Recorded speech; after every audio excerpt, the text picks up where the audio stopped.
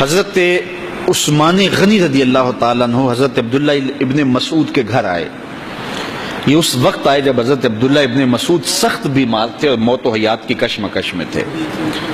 تو انہوں نے ان کا حال پوچھا. جب واپس پلٹنے لگے تو اشرفیوں کی 2 تھیلیاں حضرت عثمان غنی نے حضرت عبداللہ ابن مسعود کو دی.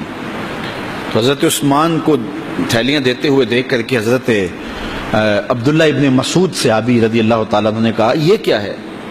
کہا یہ جو ہے ضروریات پوری کر لینا.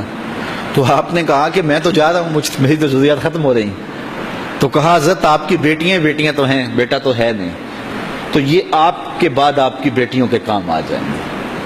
تو حضرت عبداللہ ابن مسعود کا یقین دیکھیے, فرمانے لگے کہ یہ کسی اور کو دے دو, میری بیٹیوں کو ضرورت نہیں رہے گی, اس لیے کہ میری بیٹیاں اتنی دیر تک سوتی نہیں ہیں جتنی دیر تک سورہ واقعہ نہیں پڑھ لیتے.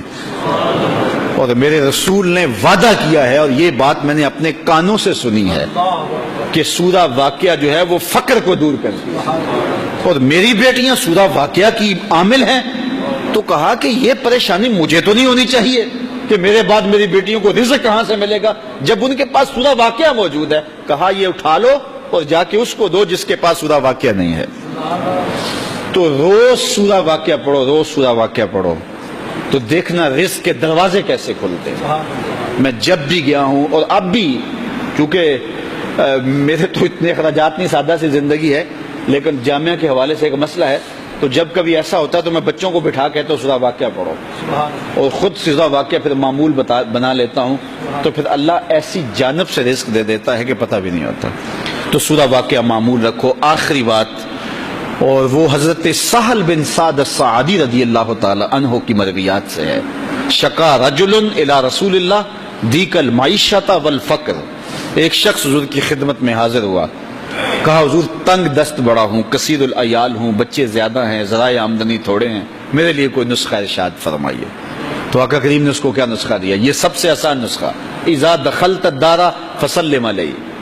جب گھر جائے تو گھر والوں کو السلام علیکم کہا کرو. جو ہی گھر میں داخل ہو السلام علیکم, اور اس کے بعد ایک مرتبہ سورہ اخلاص پڑھ دیا کرو, قل هو اللہ احد. یہ عمل شروع کر دو.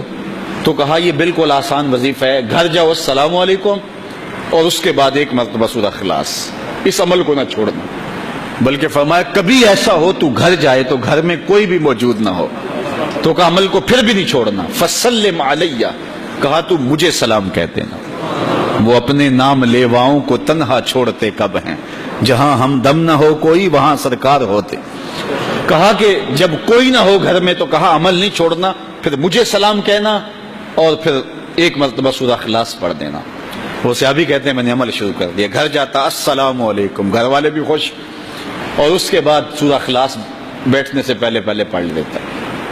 اور اگر گھر میں کوئی نہ ہوتا پھر تو مجھے چاہ چڑھ جاتے, پھر میں یا نبی سلام علیکہ پڑھتا, پھر حضور کی بارگاہ میں سلام پیش کرتا. اور ملکاری نے اس پہ گفتگو کی ہے مرقات شرح مشکات کے اندر کہ آخر حضور کو سلام کیوں کہنا ہے. انہوں نے جو لفظ کہے ہیں لفظ سنیے. وہ کہتے ہیں لِأَنَّا رُوحَهُ عَلَيْهِ السلام موجود فی بیوت المسلمین, اس لیے کہ آقا کی روح مومنوں کے گھروں کے اندر فیض بانٹ رہی ہوتی. تو کہا پھر مجھے سلام کہہ دینا. وہ کہتے ہیں میں جاتا اور حضور کو سلام کہہ دیتا, اور اس کے بعد سورہ فاتحہ سورہ اخلاص پڑھ دیتا. پھر ہوا کیا, اللہ اکبر. ہمارے استاد کہتے تھے اگر کسی کے اندر حسد ہوگا تو وہ یہ عمل نہیں کر سکتا, حسد نہیں ہے تو وہ عمل شروع آج ہی کر دے. وہ کہتے ہیں حتی افاد اللہ جیرانہ, اس عمل کی برکت سے میں نے تو امیر ہونا ہی ہونا تھا, میرے ہمسائے بھی امیر ہو گئے.